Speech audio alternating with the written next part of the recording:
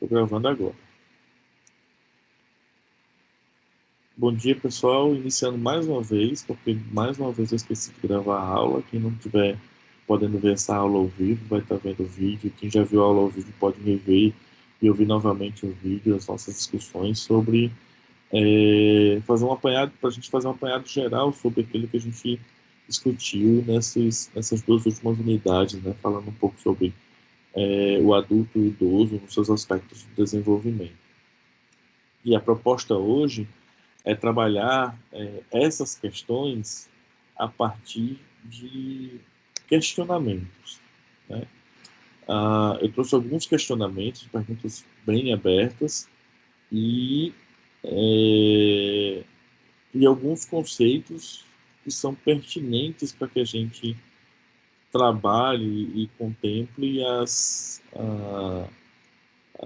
questões que envolvem o desenvolvimento humano no que tange a questão do adulto, no que tange a questão do idoso. Tá ok?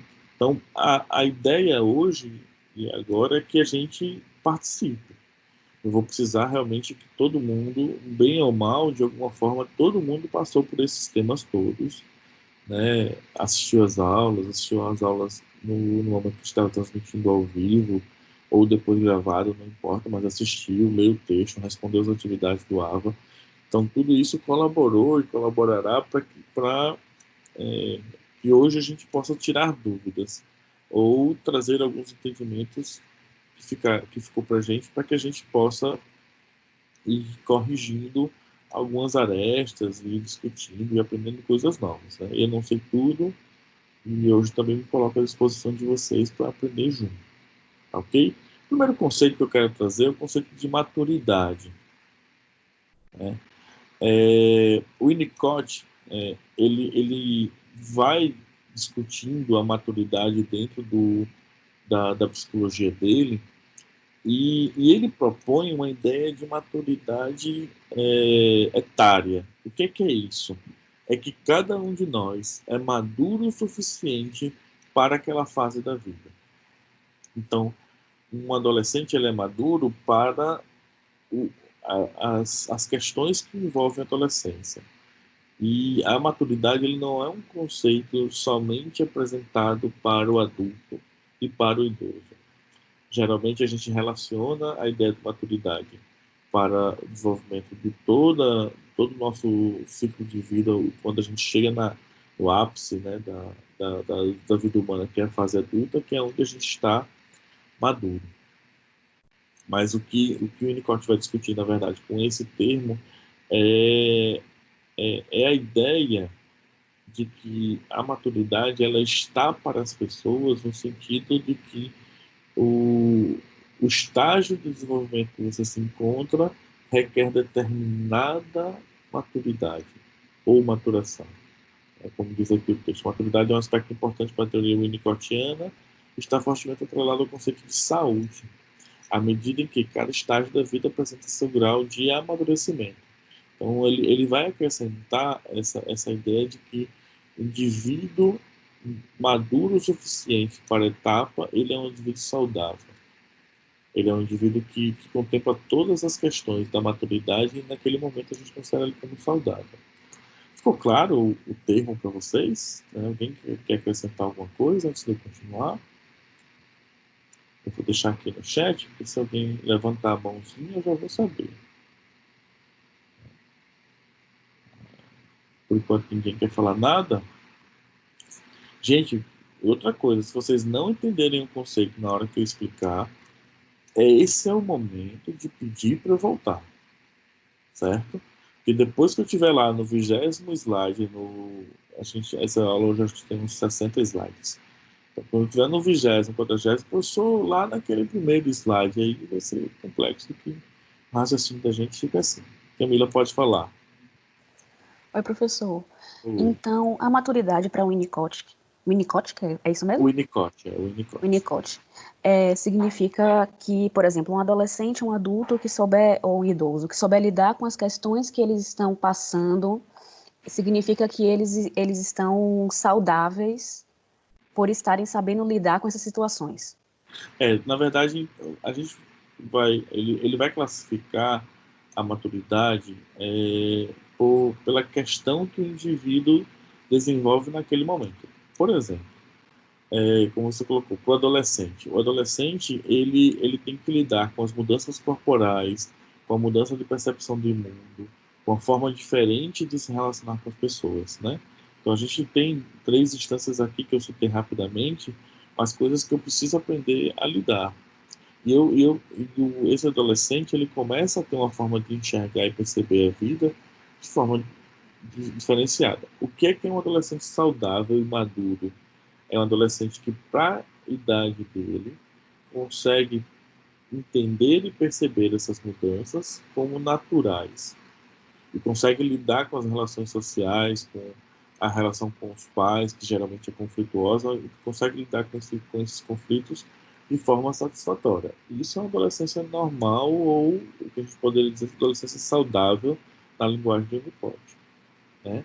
A criança, a criança que brinca, que socializa, que desenvolve, na medida do possível da sua idade, as habilidades psicomotoras, de andar, de correr, e habilidade de manipulação fina das coisas. Então, o indivíduo a criança que consegue desenvolver isso é uma criança que, nesses termos, ela é saudável e madura o suficiente, ok? Ok, então, já mudando para outro lado, o Winnicott, ele diria que uma criança, no caso que ela não tem esse conceito de saúde, ela não seria madura? Que ela não tem essas habilidades, ela não seria madura? Necessariamente sim, porque aí é uma criança que está apresentando algum grau é, de, de acometimento, de transtorno, de doença, e a gente vai tentar identificar o que é que está acontecendo com esse indivíduo. O indivíduo Entendi. que ele não apresenta esses aspectos que deveria ser da fase de desenvolvimento dele, ele não é um indivíduo maduro. Aí vocês poderiam me perguntar, mas e o indivíduo que apresenta para além disso? Aí isso é uma outra coisa discutida de outra forma do Winnicott, que são indivíduos que estão para além da sua maturidade. Tá ok? Tatiane pode falar. Oi, prof. Então, maturidade não tem relação com se chegar na vida adulta, e sim com você seguir o seu processo de desenvolvimento em cada estágio, correto? De uma forma Exatamente. saudável. Ok. Ok. Mas aí eu acrescentaria assim, eu acrescentaria que saudável e maduro para cada etapa do desenvolvimento. Ele vai ser um pouco mais taxativo quando a gente se aprofunda em Winnicott, né? Ele é um pouco mais taxativo dessas questões de determinar quais seriam essas habilidades, competências ou grau de desenvolvimento para cada etapa. Por exemplo, dar um exemplo de uma coisa que eu lembrei agora, porque foi uma coisa que eu precisei pesquisar. Ele fala muito do jogo e do brincar, né? O Winnicott ele é um dos que trabalha com o processo de ludicidade para o atendimento de crianças. E ele tenta trazer esse brincar também para a fase adulta, né? Para resgatar um pouco essa felicidade da descoberta, da emoção relacionada com a diversão, né? Então, ele acredita que na terapia você pode fazer isso com crianças, trazer esse processo lúdico para que seja despertado essa emoção, essa liberdade de perceber a vida. E aí ele vai Professor, colocar, pode falar.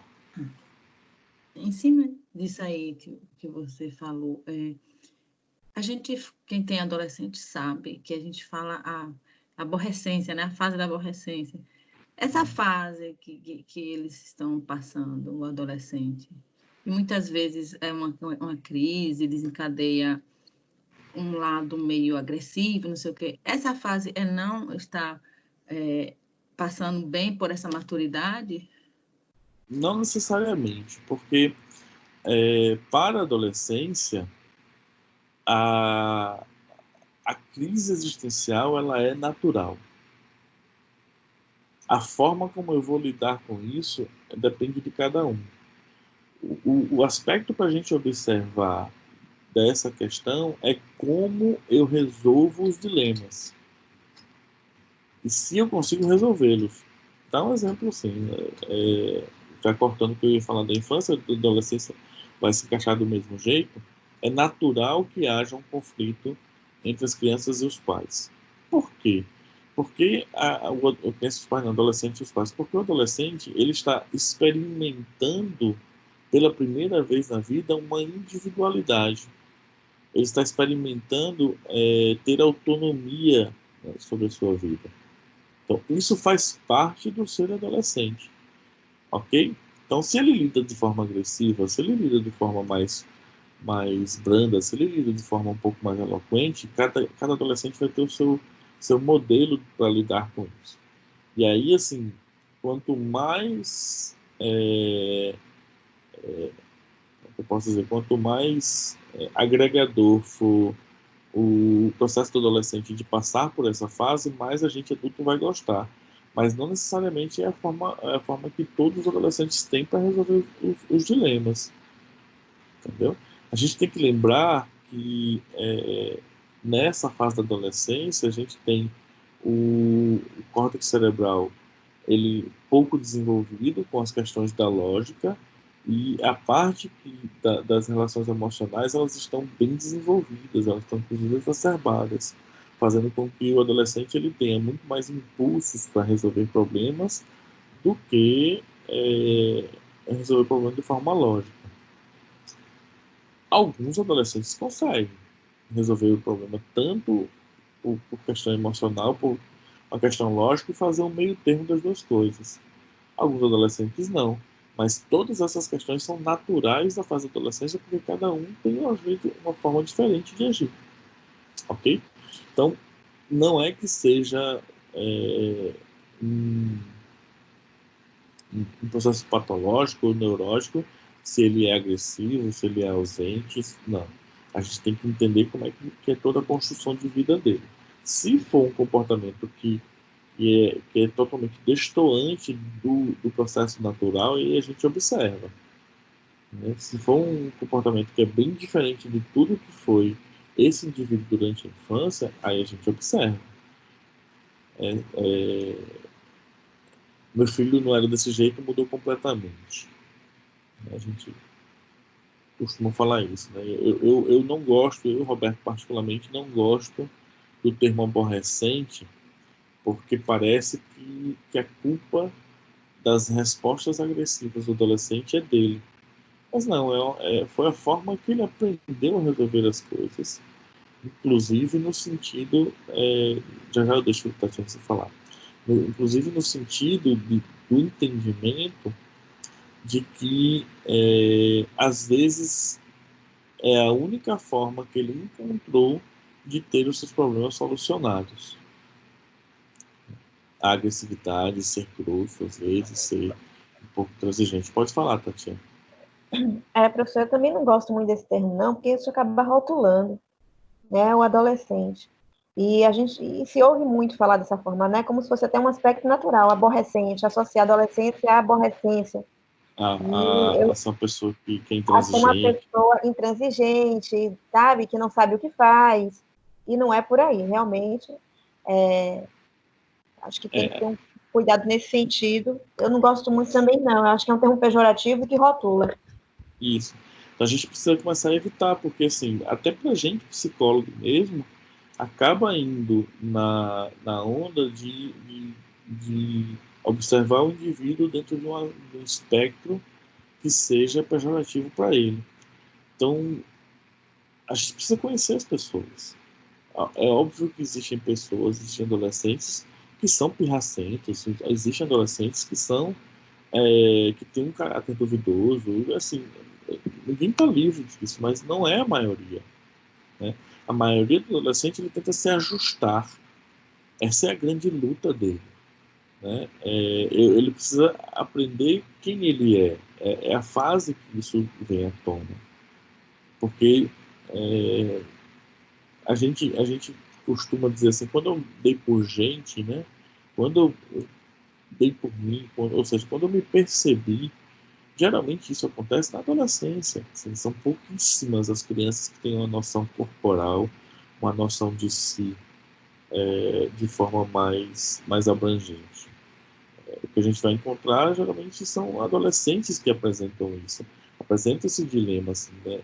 É, de busca de identidade. Na busca da identidade, ele vai buscar o que é que, dentro do universo que agora está propondo para ele, dentro disso, o que é que caracteriza a minha, minha, a minha percepção de mundo?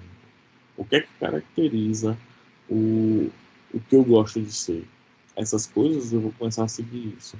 E às vezes ele percebe que nem era tanto aquilo, ele tem outros aprendizados durante a adolescência. Mas é importante a gente sempre evitar esses rótulos mais complexos, tá bom? Então, vamos passar para o próximo conceito aqui. O próximo conceito é o de sombra. Esse é um conceito trazido por Jung. Né? Jung ele vai dizer que a gente tem uma parte do nosso eu que é uma sombra, né? Que está relacionada aos conteúdos arquetípicos. O que são conteúdos arquetípicos? O que é um arquétipo? Nossa, meu Deus, vai ser com vocês essa história. Começando a não funcionar. O que é um arquétipo? O arquétipo ele é um conjunto de procedimentos da nossa personalidade, baseado na nossa ancestralidade e baseado nas nossas relações sociais daquele grupo a qual a gente pertence. Então, não vou me aprofundar muito também nessa história de Jung, mas ele é muito feliz quando ele traz a cultura para o processo de desenvolvimento dos indivíduos, entendendo que parte dessa cultura é transmitida, inclusive, geneticamente. A gente nasce com esses aspectos. E a sombra, ela na verdade, parte desse processo arquetípico porque ele vem junto com a gente da nossa ancestralidade, da nossa família como um todo, assim, tataravô, bisavô, traz essa mesma sombra daqueles processos de desenvolvimento da forma como a gente vai se comportar, né? Ou seja, aqueles conteúdos reprimidos em nosso inconsciente coletivo. Lembrando que o conceito de inconsciente coletivo aqui expresso é esse conceito cultural. É aquela sensação de que você pensa em alguma coisa e você às vezes observa um outro indivíduo realizando aquela ação que você tinha imaginado e pensado.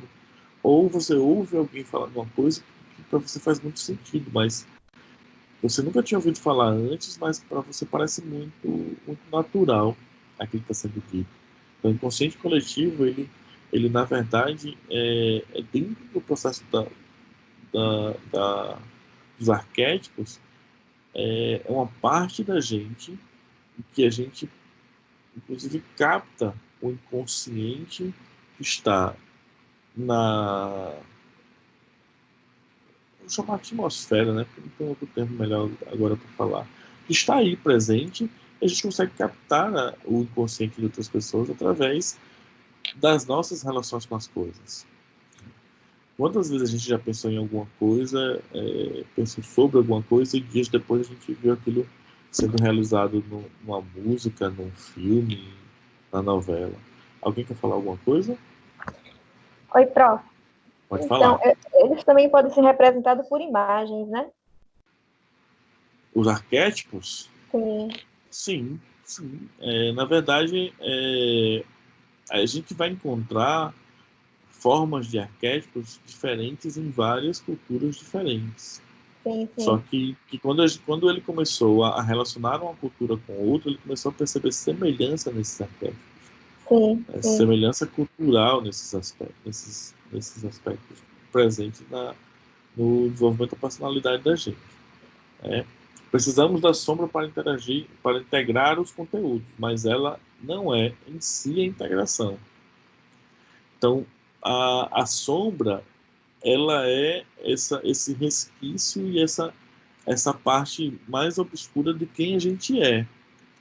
Nem sempre a sombra é ruim, mas é uma parte obscura, é uma parte que está para além do inconsciente ou consciente, ela está para além disso, ela transcende essa coisa da inconsciência, né? Porque ela não é somente a minha sombra, ela é a minha sombra com traços arquetípicos do ambiente, da família, do lugar onde eu nasci, ok? Então,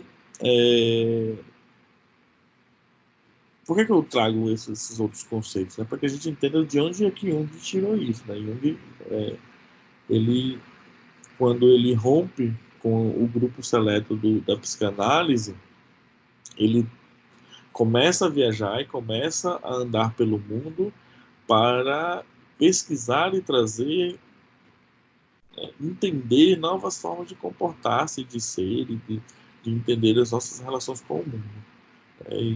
E ele percebe que a cultura ela se torna uma peça-chave na vida de todos. Então isso precisa ser bem visto, bem percebido para que... desculpa o terremoto que aconteceu. Para que a gente possa entender como as pessoas funcionam. Tá ok? Então vamos para frente. Tem mais conceitos aí. Alguém tem dúvida ainda sobre sombra? Posso passar para o próximo? Ninguém levantou a mão. Então, o próximo conceito que eu quero trazer é o de autenticidade. Então, a autenticidade ele é um termo da psicologia humanista. Né? Ele é um termo vindo dos existencialistas, né? E que ele vai trazer para as nossas relações, para o nosso estar. Eu estou querendo trazer um conceito mais para frente, mas que não é necessariamente o que a gente precisa entender agora. Mas a autenticidade é a gente perceber se a gente saber quem a gente é. Tem muito mais a ver com a forma como eu me conheço e me percebo do que simplesmente aquilo que a gente chama de ser verdadeiro. É muito mais além disso, ser verdadeiro. Porque às vezes a gente é verdadeiro, só que a gente não tem uma consciência global e geral das coisas que estão acontecendo. E aí a gente se torna um verdadeiro equivocado. Porque a gente emite comportamentos que a gente não percebe, que pode ser preconceituoso, que podem ser intransigente, mesmo a gente dizendo assim, mas eu não sou preconceituoso. Eu não sou esse tipo de pessoa que você está dizendo, porque eu faço isso e isso. Ou seja, as pessoas que têm um conhecimento de si baseado em hipóteses equivocadas, ou seja, que a percepção ela fica multifacetada, ela se apresenta de forma incongruente, você vai acabar sendo um autêntico incongruente. Então, quantas pessoas que não sabiam que eram racistas têm sido racistas? Vou dar um exemplo disso baseado no que está acontecendo atualmente. Né? Todo mundo viu aí Sim, sim, Ana Sheila. Autenticidade tem a ver com autoconhecimento. Nesse caso, porque a gente está falando de autenticidade dentro das teorias humanistas fenomenológicas existenciais, tá ok? Eu tenho sempre nos conceitos que estou trazendo, eu estou pontuando qual é a fonte filosófica dos termos, certo? Porque Jung pode ter falado em algum momento de autenticidade, o Winnicott pode ter falado, o Freud pode ter falado, só que se eu falo autenticidade dentro da teoria psicanalítica, eu estou falando autenticidade em outros termos, que não é o termo fenomenológico existencial, que está sendo trazido pelo o texto da gente, né, pelo livro da gente.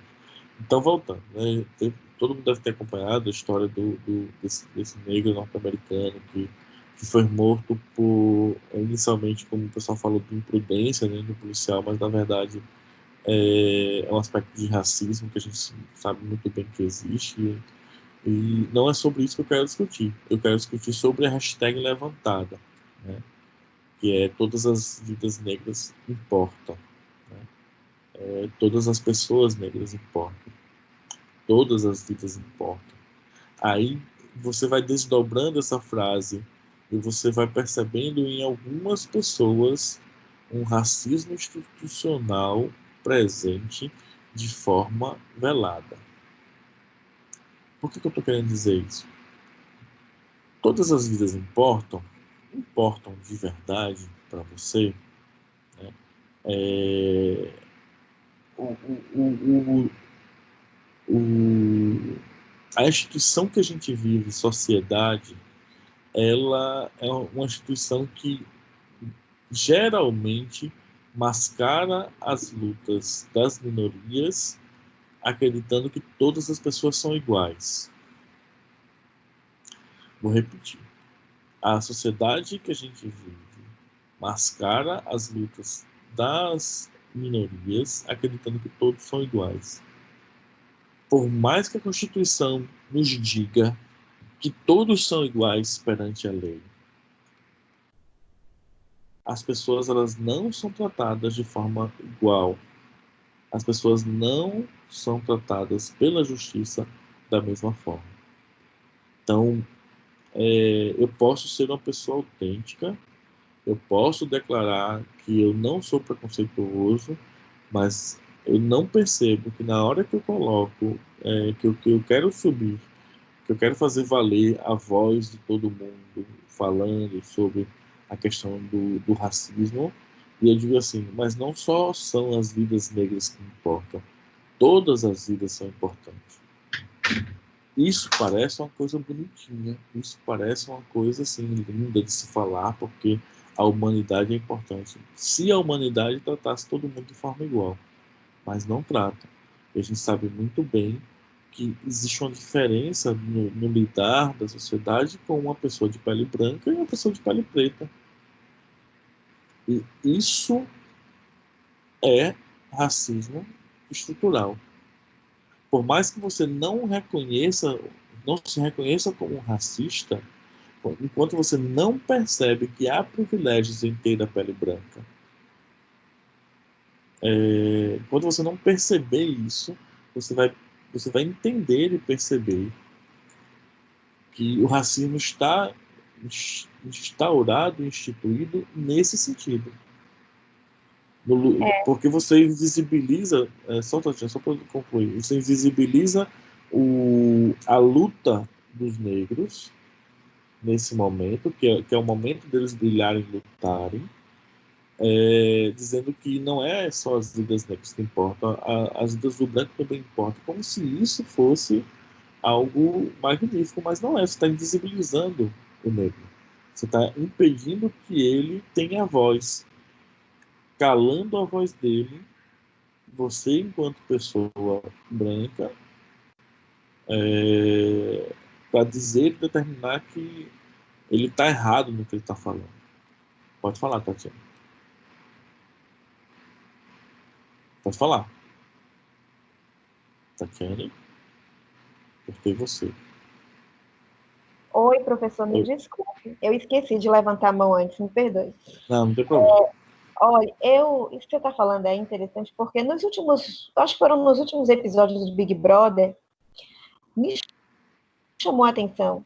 Eu liguei a TV e aí estava passando justamente na parte onde uma menina branca, os olhos claros, loirinha, falou assim, de uma forma muito natural para ela que sim, os brancos têm mais privilégios do que os negros, porque inclusive quem ganhou o Big Brother parece uma menina negra. Foi.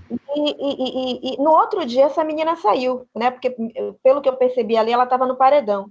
No outro dia, né, ela saiu. Eu digo, lascou-se. Daí vai sair na hora.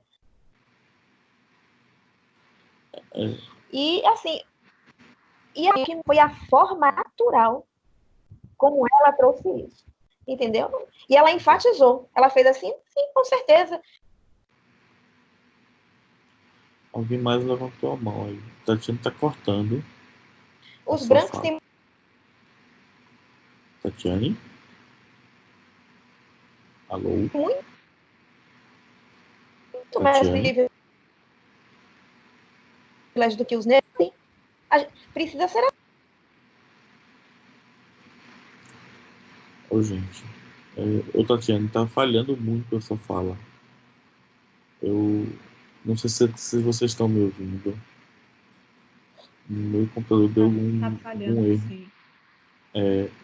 Infelizmente, a gente não conseguiu ouvir toda a sua fala, Tatiana. Oi, professor, não conseguiu ouvir, não? E agora? Agora a gente tá ouvindo. Eu falei que... Tá me ouvindo? Agora eu tô. Eu falei que eu vi nos últimos episódios do Big Brother, eu liguei a TV, daí estava passando justamente uma cena onde uma menina de pele clara, não sei o nome dela, loira, estava falando exatamente que os brancos sempre foram privilegiados e falou isso de uma forma muito natural, muito natural. E que isso era normal, que precisava ser aceito. No outro dia, eu acho que ela estava no paredão, ela caiu fora. Né? Eu digo, infeliz comentário esse. Então, me espanta muito. A gente está vivenciando no século XXI e a gente ainda tem que passar por isso, onde as pessoas acham que isso é natural. Isso não é natural, isso não existe. Privilégio é para todos, entendeu? Só que é como o senhor falou, a humanidade, ela não, na prática, não é assim que funciona. Concordo com você. Então, alguém mais levantou a mão? Deixa eu só explicar, você está acontecendo alguma coisa aqui com o meu programa.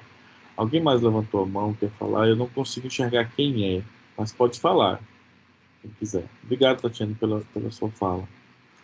Quem foi que mais levantou a mão aí, gente? Mas fui eu, professor. Pode falar. Eu não sei se você sabe, porque eu nem apareço direito, mas sou eu, Robson. Lembra de mim? Não, né? Não. Ok. Eu queria falar sobre essa parte aí. É porque eu cheguei no assunto aí esse assunto é interessante, né, quando eu querendo discutir com alguém aí sobre essas manifestações que estava tendo, porque eu tinha um pensamento, eu queria ver se alguém tinha algo para discutir aí com o meu pensamento, para ver se eu estava sendo muito escroto, para ver se eu estava sendo muito antiquado, para ver se eu estava certo. Sempre discutir para a gente se encaixar ali no assunto, para a gente não acabar fazendo merda ou falando merda nas redes sociais, né, quando a gente for dialogar lá com o povo. E aí eu vi um pouco o que o senhor tinha falado aí, e eu tenho duas dúvidas aqui.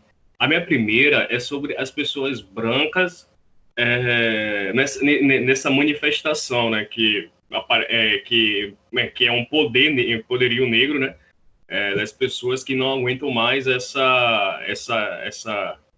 como posso dizer, esse sofrimento, né, de ser deixado de lado sempre e sempre ter aquela vitimização do sofrimento deles, né, por ser negro, por ter a cor negra, né, durante muito tempo. E eu tô vendo as pessoas brancas, não que seja errado elas se pronunciarem, mas, tipo, eu fico assim na cabeça, pô, por que elas não se pronunciaram antes? Por que elas não lutaram antes? Porque sempre quando eu vejo algo assim relacionado a uma desigualdade social, uma desigualdade racial, né, a um fato de racismo que acontece ou algo assim, é sempre o negro que vai lutar pelo direito deles, porque é o direito dos negros, entendeu? Os brancos só aparecem para acompanhar depois, né? Assim por se dizer.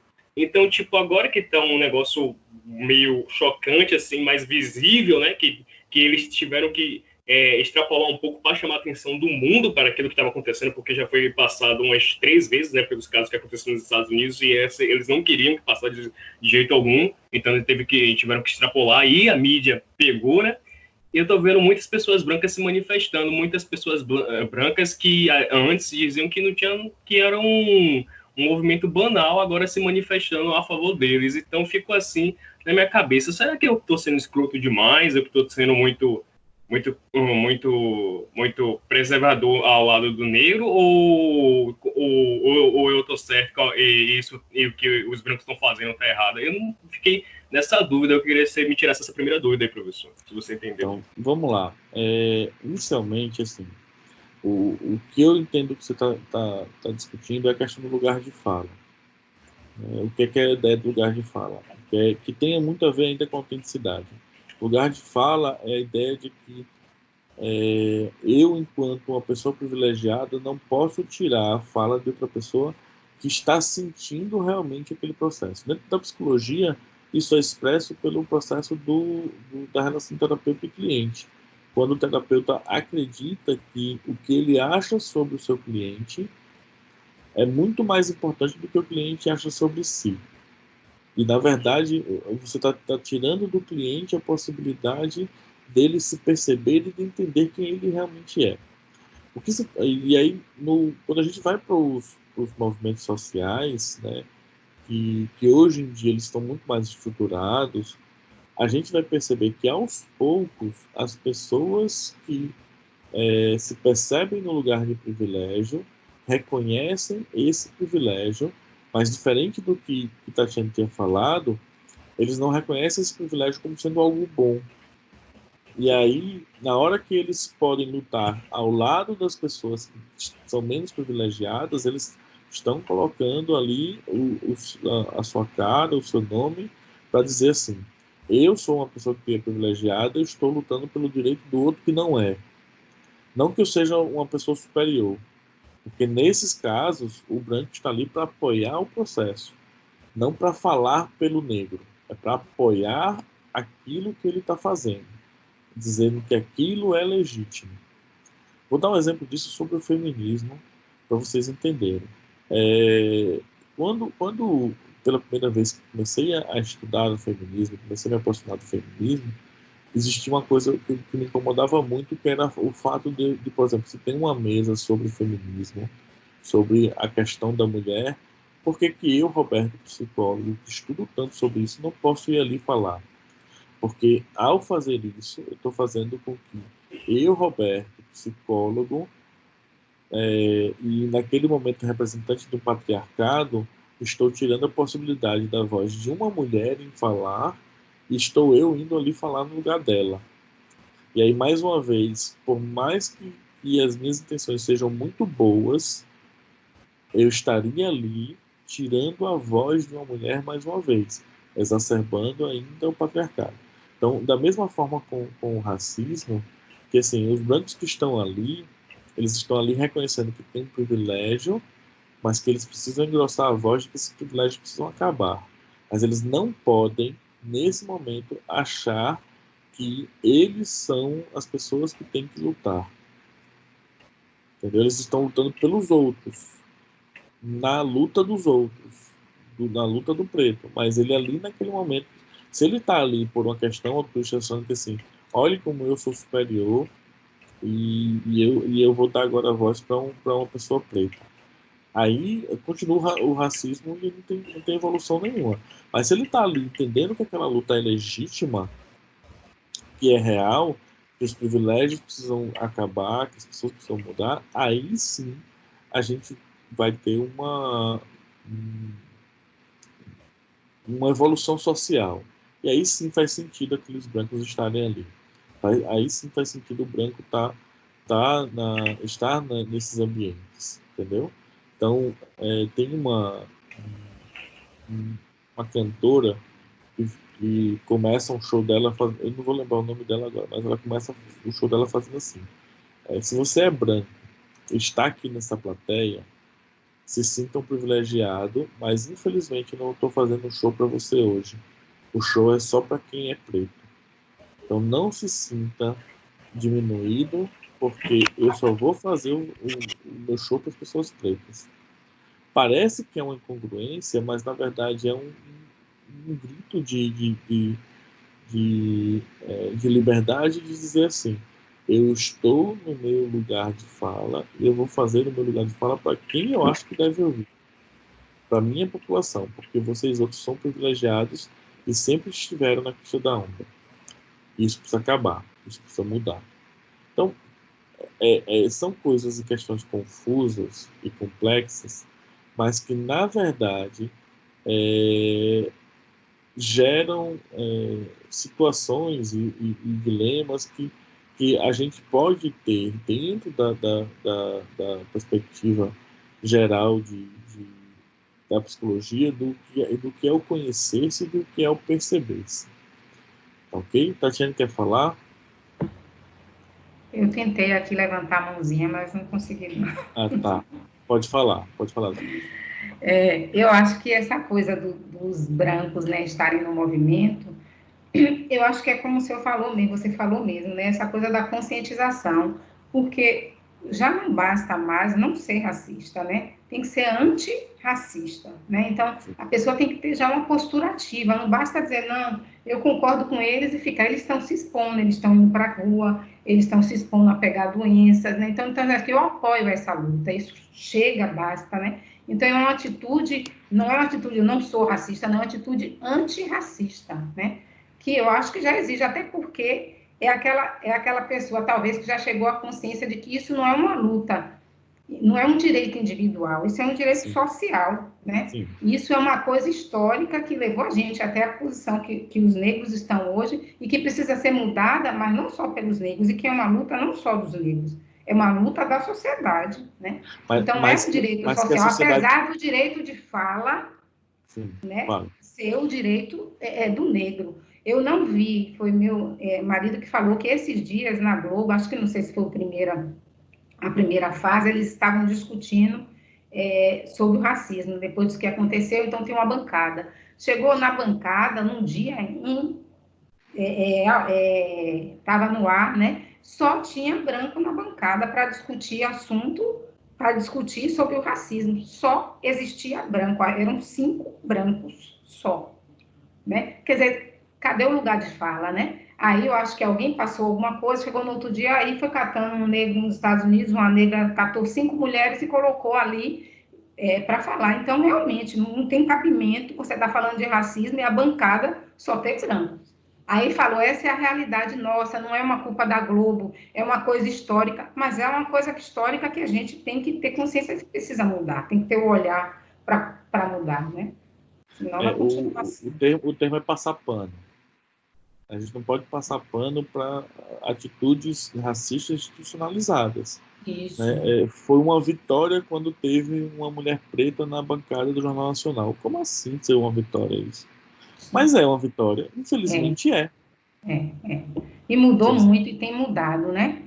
E é uma pessoa assim super vigiada, né? Quer dizer, ela não pode falar uma palavra errada, porque que todo mundo mas falou isso aqui errado e falou não sei o que, né? Então, é muita gente patrulhando, né? E vigiando, né? Nossa, Não deve é? ser terrível. Deve ser terrível. É um lugar terrível. Aí voltando, eu entrei nessa discussão toda, assim, não estava programado essa discussão toda, mas entendam. Não sei se Robson teve a sua primeira questão respondida, mas entenda que assim, que a autenticidade ela passa por isso. Ela passa também por eu perceber os meus defeitos, eu perceber que a gente é racista, né? Perceber que a gente tem comportamentos que são machistas, misóginos. A gente tem, infelizmente tem. O que a gente tem que fazer, na verdade, nessa percepção eu percebi que eu tenho esse comportamento e agora eu vou fazer o quê? Eu percebi que eu sou assim e eu vou continuar. Eu percebi que esse meu posicionamento estava errado, mas eu vou continuar do mesmo jeito. Então, o que a gente tem que lutar é pela percepção dos nossos privilégios, percepção dos nossos racismos, para que a gente seja muito mais autêntico sempre, ok? Robson, quer falar mais alguma coisa ou era só essa pergunta? Não, e você não está sendo escroto, não. Ele tem que ser só negro mesmo ali na frente, viu? Você não se preocupe com isso. Se tiver, você volta aí, viu, Robson? Gente, meu computador deu uma travada e agora voltou, graças a Deus.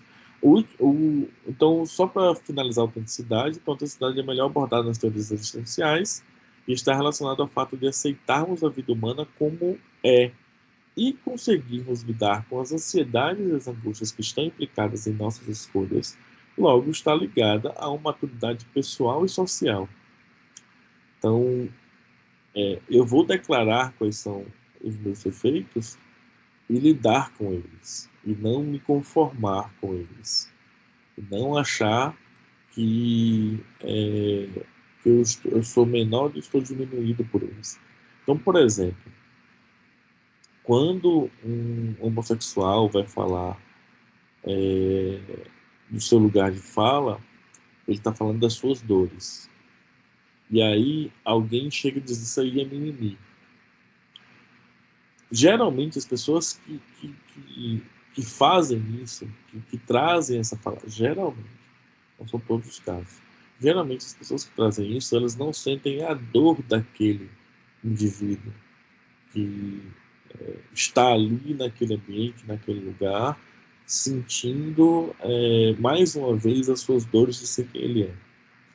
E aí as pessoas que declaram o mimimi geralmente não se percebem totalmente. Por que não se percebem totalmente? Porque não se perceberem desqualifica a dor do outro, as questões do outro. Então, por isso que sempre que alguém está reclamando, está falando de alguma coisa, que as pessoas dizem isso é vitimização, eu primeiro olho para o discurso dessa pessoa, o discurso do indivíduo que está trazendo. Por quê? Porque o que está ali sendo falado, sendo dito, é a dor daquela pessoa.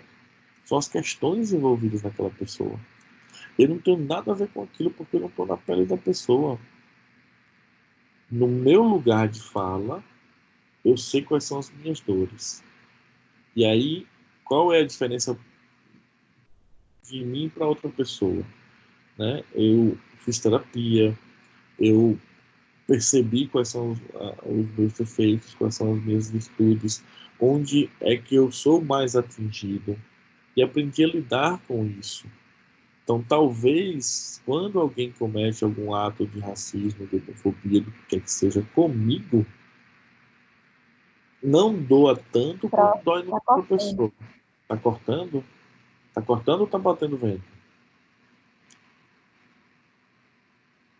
Tá cortando Para só mim para tá você? bom aqui. Então Para mim pode tá ser bom. só se for Tatiana, é que o seu... Professor, Pode falar. desculpa a minha Fala. internet. Professor? Ele tá falhando a sua internet, porque eu só fala falha. Tá cortando. Isso. Quando você fala, corta pra gente. Entendeu? Tente reiniciar o programa, Tatiana, reiniciar o computador. A gente vai ficar por aqui, eu prometo não avançar muito. Tente reiniciar, porque sua fala já estava cortando antes. Entendeu? Só finalizando Prof, tá cortando. Não sei se é só para mim. É só para você. Por isso que eu estou falando para você, Tatiane, reiniciar seu computador. É só para você. Deixa eu só. Voltando aqui para Robson. Robson, eu sei que você quer falar só para concluir o pensamento. Então, quando eu percebo em mim os meus defeitos e as minhas qualidades, eu posso sofrer menos. Eu sei que aquilo ainda é um racismo, é homofobia, mas eu posso sofrer menos.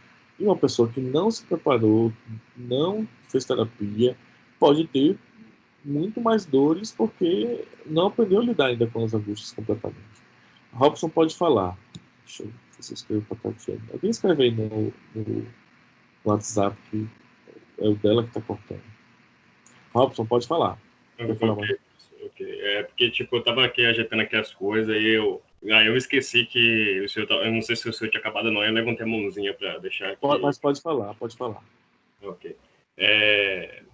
Eu entendi aí o que o senhor quis falar, mas eu também tenho uma outra dúvida, né? Não é nem uma dúvida, é um pensamento mais pessoal, um pensamento mais, assim, acirrado em mim, que eu acordo pensando nisso, e outras pessoas também devem pensar nisso, que é bem normal, né? Que é, tipo, a questão do brasileiro e a questão de um pouco do americano, né? Porque o brasileiro, ele é um racista e preconceituoso disfarçado, e o americano, ele já é mais descarado, ele já é mais direto, né? E eu fico vendo isso, e aqui no Brasil, né? E eu fico vendo, assim, algumas circunstâncias, algumas coisas que parece tão surreal, parece tão anormal que acontece com a gente, que a gente, às vezes, fica se perguntando, velho, qual é a capacidade de uma pessoa simplesmente falar palavras de baixo calão para outra pessoa, ou se dirigir grosseiramente uma pessoa pela cor da pele ou pela sexualidade da pessoa. E é muito comum, né? Agora mesmo vou ligar isso a um jogo aqui que eu tô jogando um jogo, e nesse jogo ele tem o chat de diálogo, né? para você ver. Em um jogo onde é um centro para as pessoas se divertirem, né? Aparentemente, quando você libera uma ferramenta que impõe o diálogo, que impõe a sua opinião, que impõe a maneira que você vai tratar os jogadores ali, já se torna um lugar meio hostil a certas pessoas. Entende? Por quê? Porque na internet as pessoas são muito mais, como eu posso dizer, professor, se eu sentem livres para ser escrotas. Então, é muito mais. Então, tipo, quando você libera essa ferramenta, você não sabe o que pode vir do outro lado. E vem coisas horríveis, gente. Tipo, coisas muito horríveis.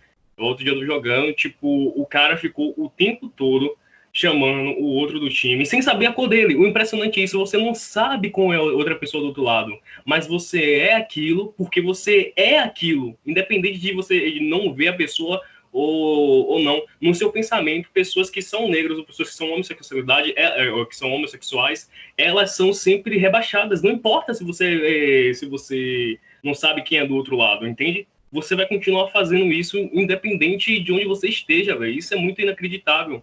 O cara ficou o tempo todo chamando o outro de macaco e negro, tipo, o tempo todo. E ele falava isso com tanta segurança disso, que até eu que não estava sendo ofendido, no caso, até eu fiquei ali ofendido e eu interrompi o rapaz e falei que não podia continuar, porque a gente não tava ali para aquilo. E também, tipo, não é algo que você vê de vez em quando, não, gente. Tipo, não é algo que você vê de vez em quando. É algo que você vê muito. Tipo, em cada 10, 6 ou 5 são pessoas assim, e pessoas piores do que a outra. Eu fico me imaginando assim, como uma pessoa pode, tipo, chegar assim e simplesmente mostrar que ele é uma coisa que ele sabe que é errado. Quer dizer, aparentemente, né? Então, vamos lá. Eu não sei se é isso que Daniela quer falar. Sai. Tá bom, obrigado. Obrigado, Robson. Daniela quer falar sobre isso ou eu posso responder já? Daniela? Bom dia. Oi, bom dia. O colega mostrou a indignação dele com relação a como, né, que pessoas têm coragem de falar palavras de baixo calão, e xingamento e injúrias de todo tipo contra o negro. Apenas lembrar, não só a ele, como a todos os colegas, que nós, mulheres, crescemos ouvindo coisas, palavras de baixo calão, sendo abordadas nas ruas de maneira extremamente inconveniente, e a gente, nessa cultura de violência contra a mulher, a gente não pode se defender se a gente está só, se a gente tem medo. Quantas e quantas mulheres voltam para casa chorando por ouvir coisas nas ruas? Eu falo, estou só rebatendo a fala do colega, não discordando dele de forma nenhuma, apenas acrescentando que nós mulheres passamos pelo mesmo problema. Quer dizer, cada um no seu extremo, né? Cada um com a sua dificuldade, mas estamos todos nessa mesma situação. E aí, trazendo um depoimento pessoal, eu lembro que quando eu tinha 8 anos de idade, eu era uma criança, a idade que minha filha tem hoje. Nem corpo de mulher, uma menina de 8 anos, em geral, tem. E eu, indo para natação, eu ouvi isso me marcou. E os homens presentes aqui no grupo, e os homens de toda a sociedade, de modo geral, precisam se conscientizar que isso leva marcas. Então, eu ouvi coisas do tipo: vem cá que eu vou te pegar e vou meter em você e vou fazer e vou acontecer. Eu não sabia nem do que o cara estava falando, mas eu sabia que não era coisa boa. E na medida que a gente, mulher, vai crescendo, a gente vai tendo consciência do grau de agressão que a gente é submetida diuturnamente dentro das nossas casas, porque pela estatística é onde, né, as maiores incidências que acontecem, dentro da própria casa, família, familiares, dos amigos, enfim, a gente sabe da realidade, e na rua. Então, a mulher não tem paz. Porque o homem se acha no direito de falar uma coisa dessa, seja para uma criança, seja para uma mulher. Isso é importunação. Isso é crime, inclusive. Então, é tão importunação que é crime quanto se falar para o negro, chamar o negro de macaco, enfim. Então, estamos... Por isso que o feminismo também, falar em feminismo é falar também dessas lutas raciais, né? Então, é preciso... Ou um caso que aconteça de racismo, ou uma história, por exemplo, de feminicídio, isso é bom porque, de certa forma, une e provoca o diálogo, porque as pessoas precisam desenvolver mesmo a ideia de que o outro é ser humano, independente se é mulher, independente se é homossexual, independente se é negro, né? Então, foi só para complementar a fala do colega que eu concordo com ele, mas lembrando a ele sendo homem, e aos homens do grupo, que nós mulheres passamos por isso desde a mais tenra idade. E isso precisa mudar. Auxílios para uma nova geração. Eu acho que vai vir uma geração aí, Daniela, que é um pouco mais consciente, eu acho. Assim, mas ao mesmo tempo, as pessoas que não são conscientes, que se desenvolvem em lugares, em lares um pouco mais, digamos assim, preconceituosos, vão ser adolescentes que também, ao mesmo tempo, vão ser mais agressivos visualmente. Do que é que eu estou querendo dizer? A gente tem vivido no extremo, né? Vivido em extremos. Se você não é uma coisa, automaticamente você é outra. Se você não é comunista, automaticamente você é de direita fascista. Né? Como se a esquerda também não pudesse ser fascista. Então, ou seja, você não pode ser uma pessoa que tem um raciocínio lógico de não ser comunista, de não ser fascista, mas de ter um pensamento social, um pensamento pensando no outro. Eu acho que as crianças que vêm hoje em dia, elas vão ser um pouco mais tolerantes, só que também algumas outras vão ser muito mais violentas. Tatiane, para encerrar esse tema, você fala, só lembrando assim, deixa eu te falar, você falou que estava cortando para você, não sei se você está ouvindo agora. Quem está cortando é o seu computador, a sua internet, porque é a sua fala que está cortando para a gente. Entendeu? Então, se você quiser reiniciar o seu computador, a gente te espera. Pode falar. Professor, não, tá tudo bem agora, viu? Eu não precisei nem reiniciar. Tá bom. Viu? Tranquilo, mas eu estou ouvindo Para aqui fechar. normal. Viu? Pode... Para fechar. Tá bom. Obrigado. Eu não vou nem ler. O Daniela está repetindo aqui no chat as falas dela, né? Desejo viver para ver a sociedade mais respeitada, e na Chile as atitudes estão mudando. Viu? Uma imagem que já está refletindo essa mudança, que foi as manifestações de policiais se abraçando. Então, a gente tem percebido que sim, aos poucos as pessoas têm mudado, mas ao mesmo tempo a gente está vivendo ainda num mundo muito polarizado. Isso é até um tema para a gente fazer uma pesquisa, né? Parece que você não pode ser uma pessoa que simplesmente é consciente das coisas. Ou você está no extremo, ou você está no outro extremo. E você não.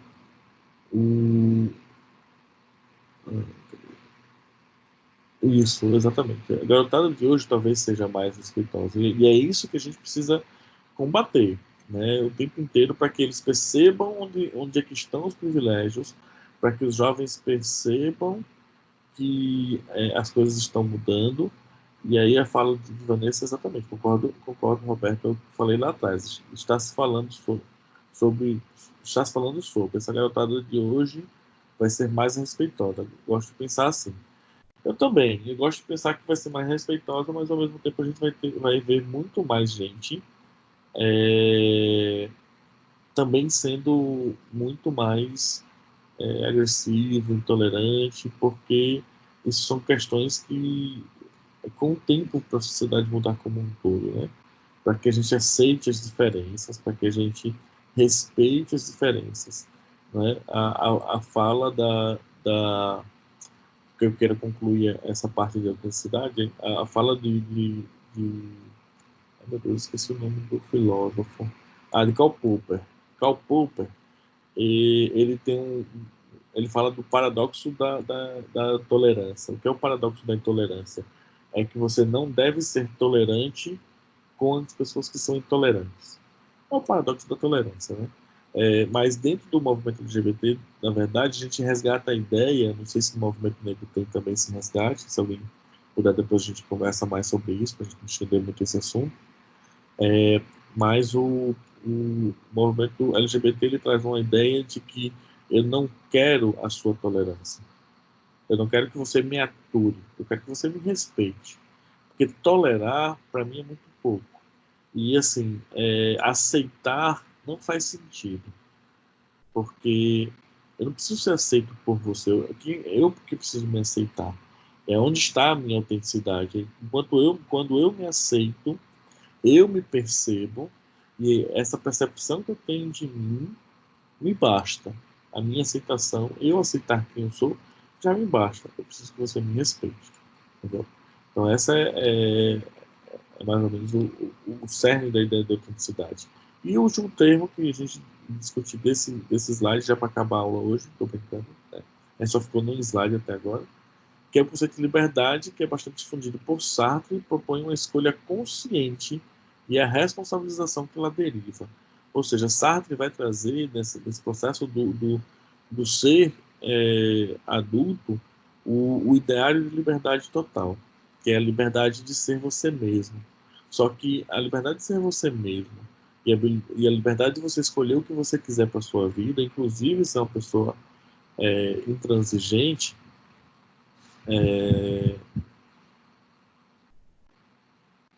traz consigo uma consciência que é angustiante, mas que você é responsável também pelas escolhas que você faz. Ao mesmo tempo que você é livre para escolher o que você quiser, você não pode botar a culpa em ninguém pelas escolhas que você fez, porque quem fez a escolha foi você. Então a culpa não é da sociedade. Então, quando você junta as duas coisas, autenticidade e liberdade, parece outro paradoxo, mas não é. Porque assim, eu me percebo e eu sei quem eu sou e eu tenho liberdade de fazer as minhas escolhas.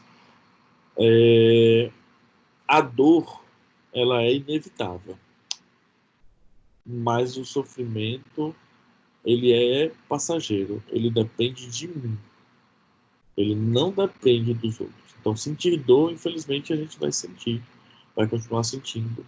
Às vezes a gente sente a dor no outro, né, no processo do outro, porque às vezes a gente se reconhece naquela dor, mas a gente não sabe exatamente como o outro está sentindo, a gente reconhece na gente a dor do outro, e ter a liberdade de escolher continuar sofrendo ou de escolher mudar de vida, escolher que as coisas sejam diferentes, né? Essa é a diferença. A gente pode escolher, a gente pode escolher que as coisas sejam diferentes. Mas, Roberto, ainda vai ser muito difícil para uma mulher preta conseguir alcançar as coisas, mesmo com esses conceitos. Os conceitos em si, eles não resolvem, eles começam a resolver de dentro. Eu sei que vai ser mais difícil para eu conquistar, mas se eu resolvo aqui dentro, a principal e primeira conquista ela já está ganha. O resto vai ser uma batalha contra o lado de fora, porque primeiro eu preciso aceitar quem eu sou.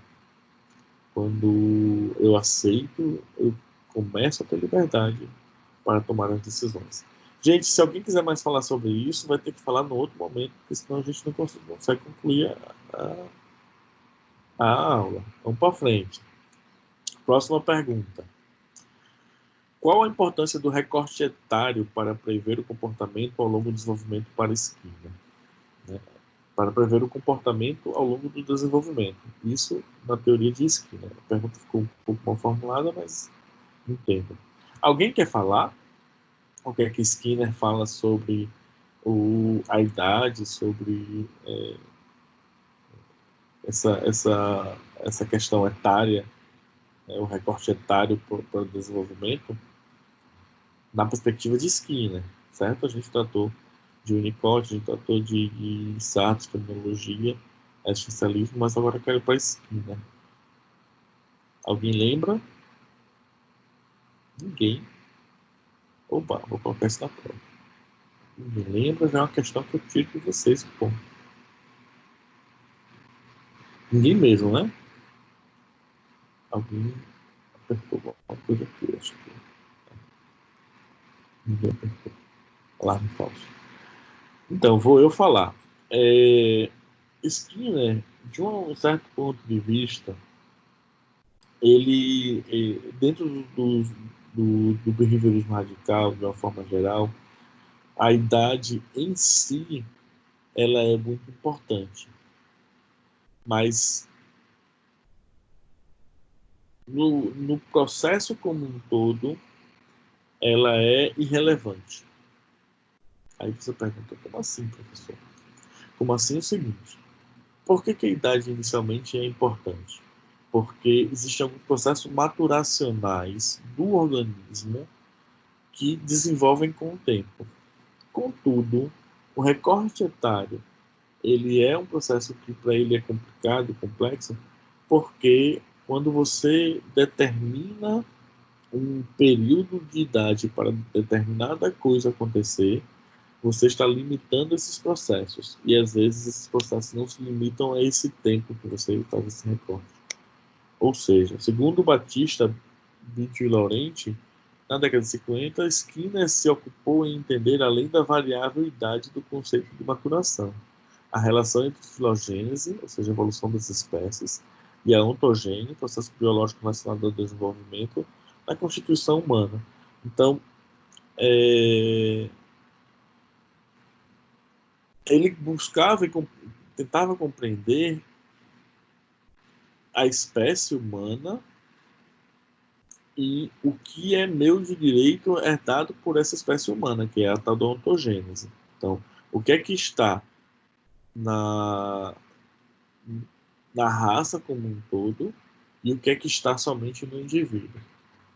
Neste momento, apontam as autoras, né, Batista, Bettio e Laurenti, o que o autor deixa claro, que Skinner deixa claro que, apesar de compreender a idade como um ponto importante do desenvolvimento humano, essa variável por si só não representa a previsão de comportamento, uma vez que somos seres singulares.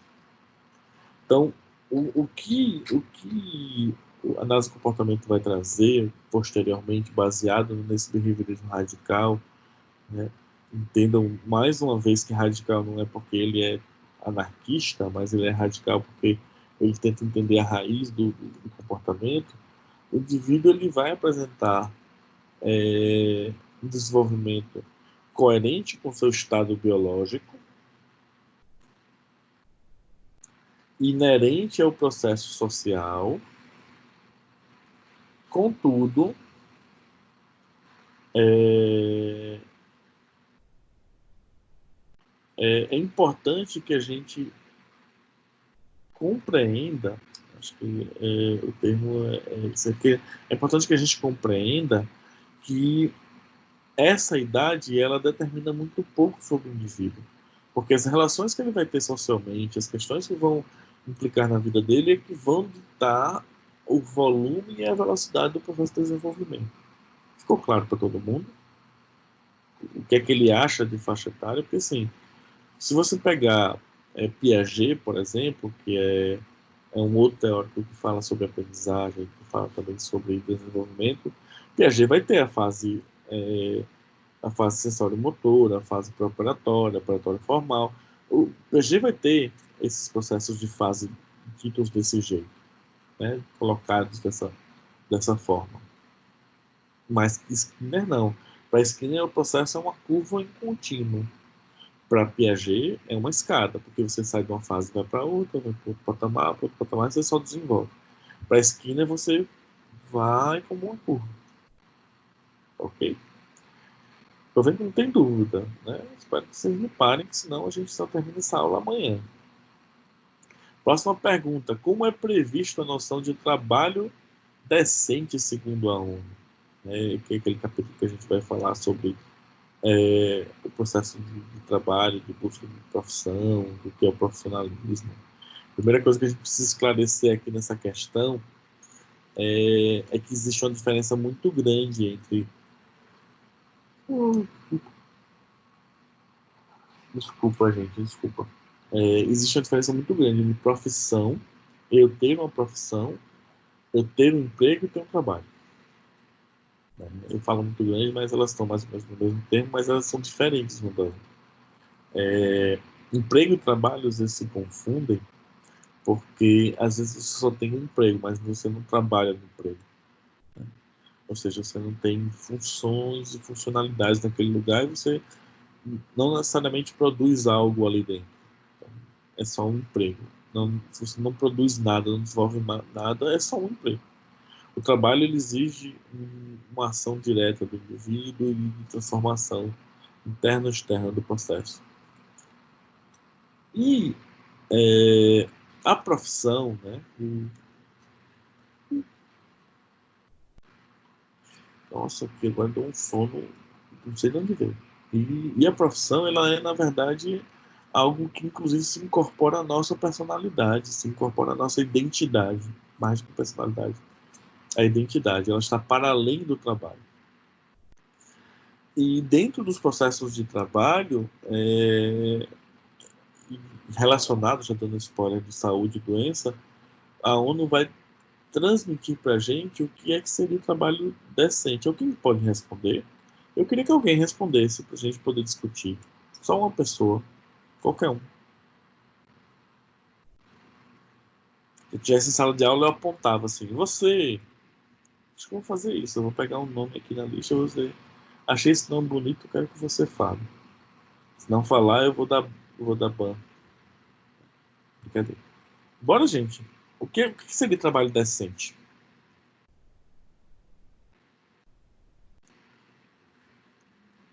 Ninguém? Eu vou botar uma pergunta bem cabulosa sobre isso na prova. Não quero nem saber.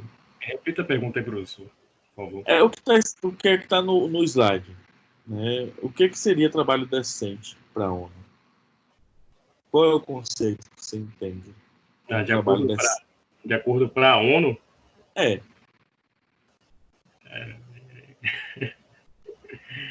A ideia de errar agora é assim, agora eu posso errar. No dia da prova, não. Roberto, Pode eu falar. acho que seria a garantia de uma vida digna, né? Seria Sim. aquele trabalho que pode garantir, que tenha condições de garantir uma vida digna. Tem mais além. Eu botaria mais coisas aí. Já que a nossa colega se arriscou aí. Pode falar. Marcela quer falar, deixa a Marcela falar primeiro. Tá, fala, Marcelo. Pode falar, Robson, depois eu falo. Não, porque se você falar uma coisa boa, vamos estruturar a sua fala, já entra com a fala. Quem aguenta com o Robson? Ô, Robson, saudade de pegar ônibus com você. Aproveitou, mas o corona não deixa, não. Vai que pega. Olha, depois vocês contra... Vamos responder aqui. Volta. Professor, o trabalho decente é aquele que dá condições para que a pessoa desempenhe sua atividade sem ser explorada, que lhe pague um salário de acordo com o que tiver estabelecido normativamente no local, que lhe dê possibilidade de autossustento, mas, no caso, dentro do trabalho, eu acredito que é mais as condições físicas e psicológicas do trabalhador que estejam preservadas e que dê a eles possibilidade de desempenhar a sua atividade sem nenhum tipo de exploração ou não é só a palavra exploração, não, eu esqueci outra palavra agora. Enfim, eu acho que o básico seria isso, o trabalho decente. Ok, obrigado. É mais ou menos isso. Robson, quer completar? Opa, voltei. Quero sim. Rapaz, tipo, assim, como tá falando aí, como é previsto a noção de trabalho decente, segundo a ONU, ao meu ver, assim, também, né, eu acho que está relacionado a um trabalho onde você tem uma estrutura de moradia decente, onde você tem condições de trabalhos decentes, de acordo com a regulação lá da lei e da ONU, e que você também possa ter seus direitos... como é a palavra? Seus direitos garantidos, de acordo com as leis lá. E tudo fora desse padrão não é dito como um trabalho, mas sim como algo escravo, assim, na minha opinião, assim, né? Ok. Revisão da ONU lá, né? Então, vamos lá. Para a ONU, a noção de trabalho decente abrange a promoção de oportunidades para mulheres e homens do mundo para conseguir um trabalho produtivo, adequadamente remunerado, exercido em condições de liberdade, equidade e segurança e capaz de garantir uma vida longa. No Brasil, os 3 caminhos dentro da Agência Nacional do Trabalho Decente incluem a geração de melhores trabalhos, com igualdade de tratamento e oportunidades, a erradicação do trabalho escravo, do trabalho infantil e o fortalecimento do diálogo social como instrumento democrático. Da mesma forma, a escravidão moderna pode ser definida como uma situação de exploração na qual não se consegue sair porque está sob uma ameaça, violência, coerção ou abuso de poder. Ok? Então é mais ou menos isso mesmo que vocês falaram. Não vou discutir muito, senão a gente não termina isso hoje. Tá bom? Alguém quer falar mais alguma coisa ou já posso passar para a próxima pergunta? Próxima pergunta. Qual a relação que Foucault faz entre as regiões de poder e o poder do Estado? Ih, agora eu peguei pesado. Quem gosta de Foucault aqui na sala? Eu sei que tem gente que gosta.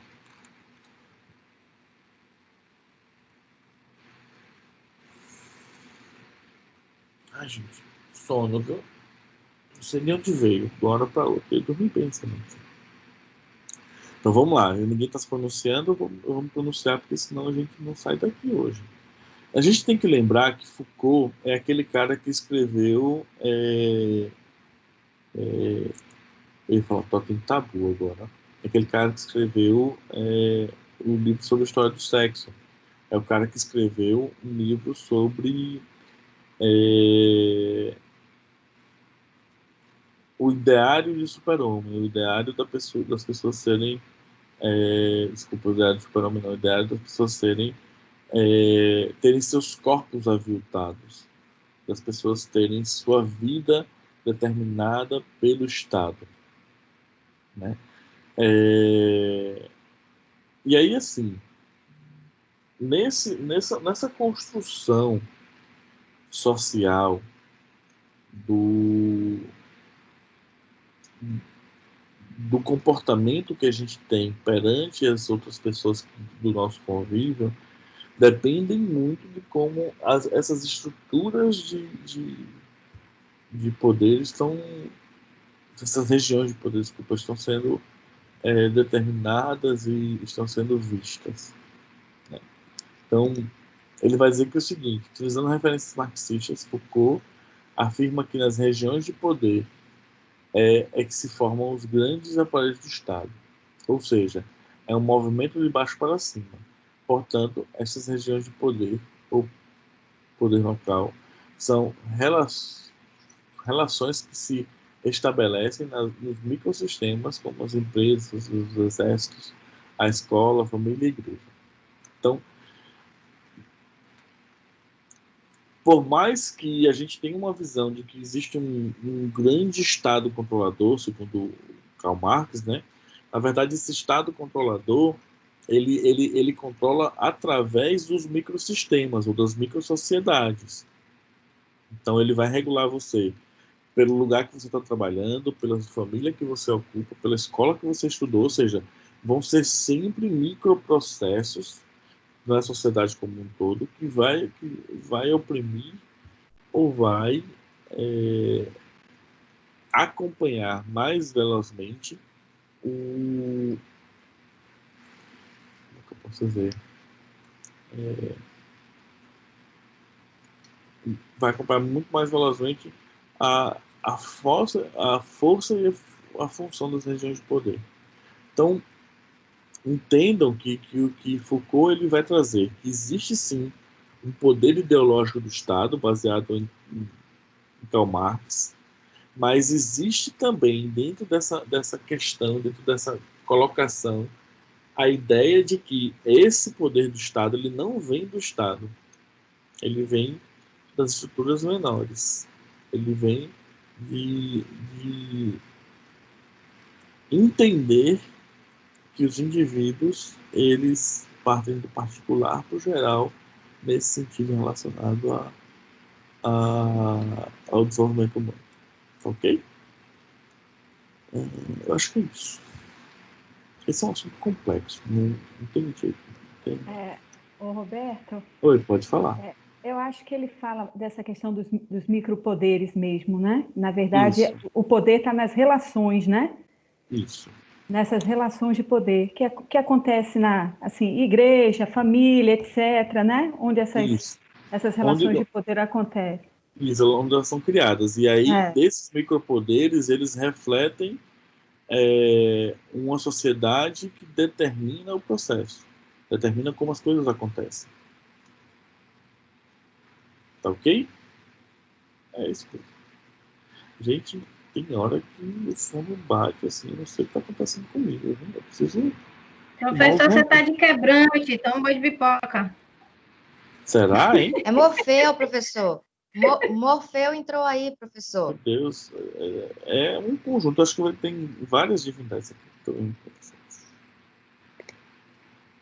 Vou tomar um banho de pipoca para ver se sai essa... Bota no sal grosso aí na porta que ajuda. Nada. Isso não precisa, não. Isso, umas espadas São Jorge, umas coisas assim, já resolve. Tomar um suco de gengibre antes Eita, da pega. aula. Cada um que tem uma Acorda. receita diferente. Não, eu preciso dormir mais. Essa é a verdade. Mas vamos tentar dormir cedo. Após a década de 40, o Brasil começa a baixar suas taxas de mortalidade, aumentando o número de adultos e, consequentemente, o número de idosos. Qual a explicação para tal fato? É uma pergunta meio direta, né? Assim, a gente tem que saber um pouquinho de história e lembrar um pouquinho de história da saúde para essa, né? Por que as pessoas pararam de morrer tão cedo no Brasil, por exemplo, depois da década de 40? Que descobertas a gente teve que mudou assim?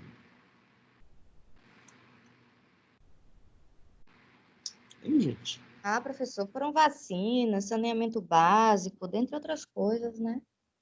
Exatamente. Tantas coisas que a gente precisa entender e saber que esse conhecimento parece que não tem nada a ver com o que a gente está estudando na psicologia, mas faz uma diferença muito grande para a idade da nossa população. Faz uma diferença muito grande para aquilo que a gente observa dentro do ambiente que a gente vive como um todo, né? Por que eu estou dizendo isso? Porque depois desse fato, depois das descobertas dessas vacinas, antibióticos, essa coisa toda, a medicina começa a evoluir e começa a acontecer um fato importante. A mortalidade infantil desce a números assim, irrisórios, né? São casos mais isolados mesmo. Assim, antigamente a gente tinha muito mais coisas acontecendo, muito mais problemas. Essas crianças morriam muito mais facilmente porque não tinha tratamento. Mas hoje em dia não. E aí, nesse sentido, surge uma nova realidade social, onde a gente tem muito mais mão de obra qualificada em determinado momento da vida, e as pessoas demoram um pouquinho mais para envelhecer, porque agora as pesquisas estão voltadas também para esse público-alvo. E aí é só um processo natural do desenvolvimento, no sentido de dizer que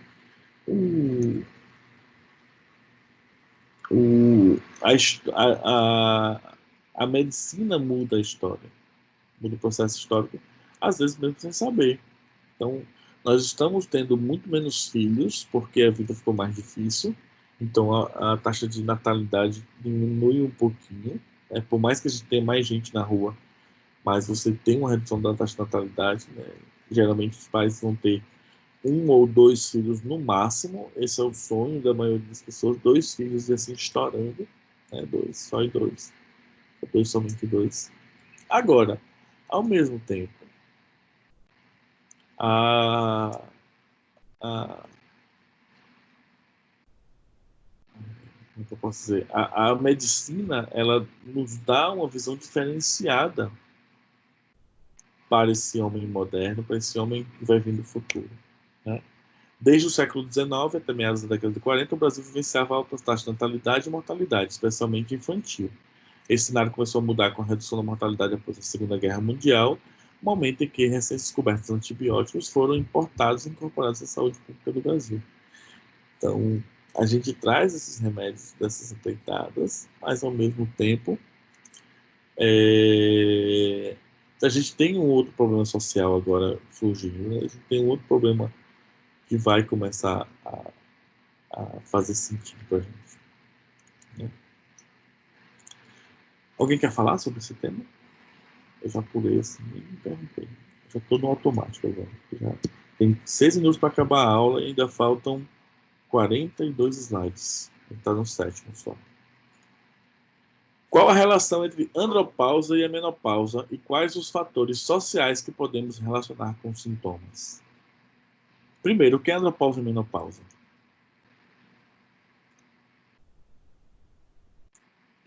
Andropausa é o homem, né?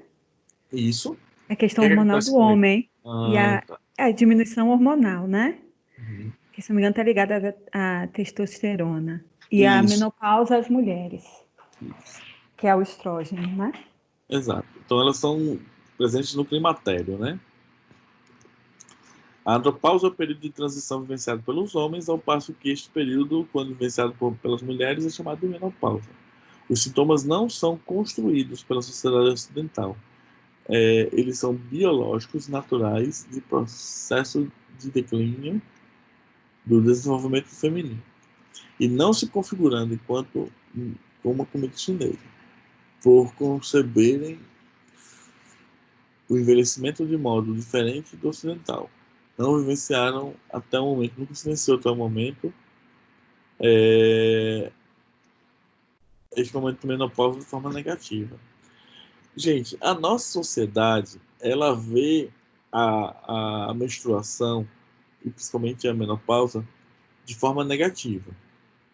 Temos no Brasil uma visão muito mais pessimista sobre o que é a menopausa, o que são esses períodos de sangramento da própria pessoa. Tá bom? Aqui é um assunto mais simples, né? Aqui acaba o dia. Outros conceitos importantes, né? As idades biológicas e psicológicas fazem parte da divisão apresentada por Schneider e Igaray, sendo que a primeira, a idade biológica, se refere a mudanças corporais e mentais que compõem o processamento de desenvolvimento de humanos e, portanto, caracterizam-se por processo de envelhecimento.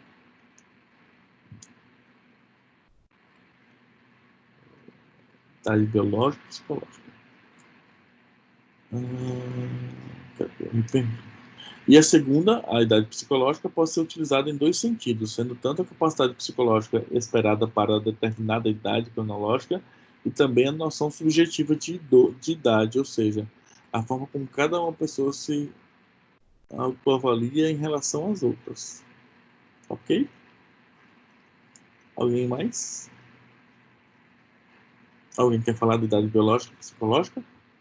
A idade biológica é o nosso desenvolvimento físico natural, né? E baseado também nas relações sociais que a gente tem, que vai depender dessas relações para a gente determinar se o, o, o processo do desenvolvimento ele tem sido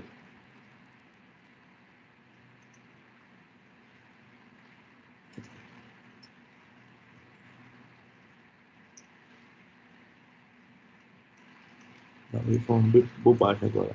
Sendo tanto capacidade psicológica, a biológica, o desenvolvimento físico, e a psicológica é como a gente se percebe, como a gente espera, como a gente tem a visão subjetiva do processo, né? Porque vai depender muito da forma como a gente se relaciona com as coisas. Tá ok? Vamos para frente, senão acaba hoje. Aqui, mais conceitos importantes. O envelhecimento é considerado um movimento dinâmico, um processo que envolve todo o desenvolvimento humano. E a integridade é um conceito descrito por Erickson que está relacionado ao 8º estágio do ciclo de vida. Lembra aqueles estágios de moratória versus não sei o que, isso aqui lá. Bom, a gente vai ter o de integridade. Outro ciclo de vida contemplado entre outros pontos. O conceito não se deu aceitação do seu ciclo de vida único das pessoas que se transformam e tornaram significados indispensáveis para a sua mesa e não permitindo por isso substituições. a citação do seu ciclo vital único das pessoas que se tornaram significativas e indispensáveis à sua vida, não permitindo, por isso, a substituição.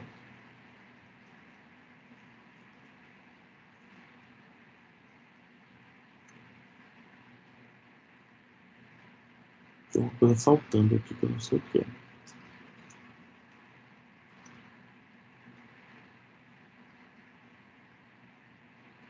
Ah, tá, eu entendi. É porque na minha cabeça eu estava com outra coisa, com outro exemplo aqui, mas assim, a integridade ela tem a ver com o processo do perceber-se e do entender-se integralmente. E esses processos, eles estão inerentes ao indivíduo. Eles fazem parte do processo interno dele. E aí, assim, a aceitação do indivíduo para com isso, para com esse mundo todo, tem mais a ver com a unidade que esse grupo vai montar, com esses adolescentes, jovens, adultos, não importa, vão montar, para manter a sua integridade da sua personalidade. Ok?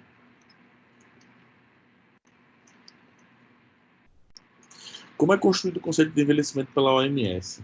O termo envelhecimento ativo foi adotado pela Organização Mundial de Saúde no final dos anos 90, cujo objetivo é ampliar a mensagem existente em termos de envelhecimento saudável, além de reconhecer outros fatores importantes nesse processo de envelhecimento.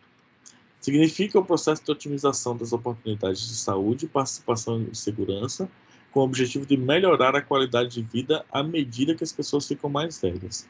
Permite que as pessoas percebam seu potencial para o bem-estar físico, social, mental ao longo do curso de vida, e que pessoas participem da sociedade de acordo com suas necessidades, desejando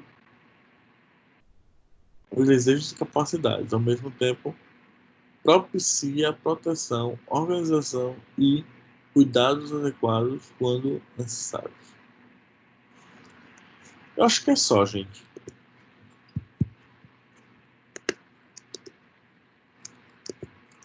Ah, não, tem esse último tema aqui, ó. O que configura maus tratos à pessoa idosa? Maus tratos à pessoa idosa se configura como uma omissão que pode ocorrer uma única vez ou de forma repetida e que provoca danos ou sofrimento, sendo perpetrados em qualquer tipo de relação na qual exista uma expectativa de confiança. A negligência é um dos tipos de maus tratos. Então, assim, os maus tratos eles não estão relacionados somente à violência física, mas à violência psicológica também, né? Não construir relações muito mais duradouras ou não construir questões, como posso dizer, questões saudáveis, questões de apoio no dia a dia. Tá ok? Acho que agora acabou. Gente, dúvidas para a prova? Dúvida, gente? Professor, a prova vai cair todas as unidades, não é isso? Não. Não? Não. Vai cair só a 3 e a 4? Só a 3 e a 4. Ah, eu pensei que ia cair tudo. Mas eu também pensei muito nisso e eu preferi trabalhar só a 3 e a 4 por duas questões, né? Como eu falei no começo da aula. Primeira questão, para contemplar todo o assunto e poder dar uma ênfase nas 3 e 4, eu teria que fazer uma prova gigantesca, com pelo menos umas 20 questões. Entendeu? Infelizmente. Tem que ser uma prova um pouco mais complexa. Entendeu? Mas se eu trabalhar só adulto e idoso, aí eu consigo trabalhar bem vários conceitos e eu contemplo o máximo que eu puder um número menor de questões. E vão ser quantas questões? 20, é? 10. Não, 12. 12, entendi. E esse slide que o senhor utilizou hoje, o senhor vai disponibilizar para a gente? Eu mesmo não. Esse é meu resumo. Mas eu sei que já teve gente que já copiou o slide. Ô, Marcela, já estou postando ali no grupo, viu? Eita, Peraí, eita, não, bom, não poste apressado. não poste não, que ainda está terminando aqui, ó. Então pronto, não postei ainda não, mas assim que terminar. Ah, obrigado, esse tem que ter, é tão bonitinho esse obrigado aí do final colorido. Gente, ainda tem outro depois desse, né? Primeiramente, muito obrigado, né? Obrigado por aguentarem assim.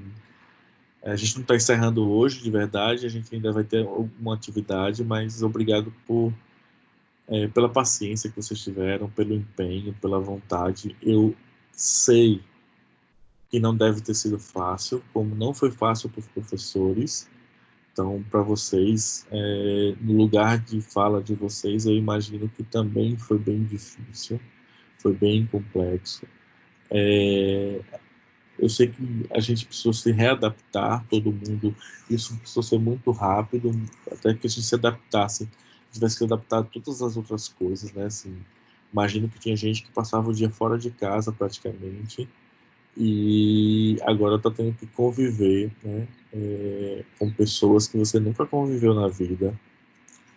Essa é uma outra crítica. Um dia eu vou escrever, vou falar um texto, uma videoaula no YouTube só sobre isso, assim, que a gente fez uma coisa que não fazia antigamente, porque uma coisa é você vivenciar e viver com as pessoas dentro de casa no sábado e no domingo.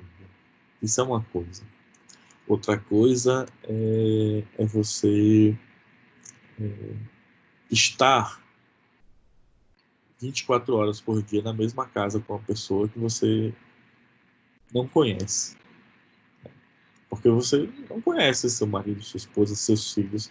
Vocês não sabem como é, vocês não sabiam como eram seus filhos 24 horas por dia. Né? Então eu imagino o quão difícil foi para todo mundo, tá bom? Mas eu também imagino quão prazeroso foi para mim, né? Consigo imaginar isso nesses dias todos, assim, estando junto com vocês, adaptando material, refazendo algumas coisas, mas estando sempre junto. Né? Então, muito obrigado pela parceria. A, a forma como vocês conduziram o processo me deixou muito mais leve, me deixou muito mais relaxado para estar aqui dias de quinta-feira de manhã. Assim, eu sinto muito da gente não poder ter vivido isso perto um do outro. Assim, foi para mim um balde de água fria nesse sentido, de não poder estar com vocês. O carinho que vocês têm comigo, a presteza, a possibilidade de estar sempre trocando e aprendendo ali junto, as conversas paralelas que a gente consegue ter quando é no presencial. Então, eu sinto muito não ter conseguido tudo isso, né? Espero que a gente tenha outras oportunidades de compartilhar mais conhecimento. Então, muitíssimo obrigado a todo mundo. Quero saber se alguém quer falar alguma coisa antes de eu passar o último slide.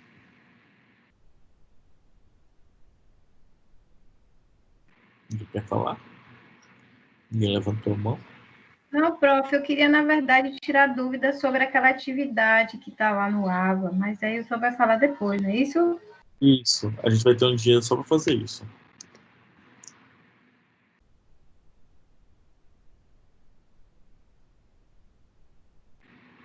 Vou parar a gravação aqui.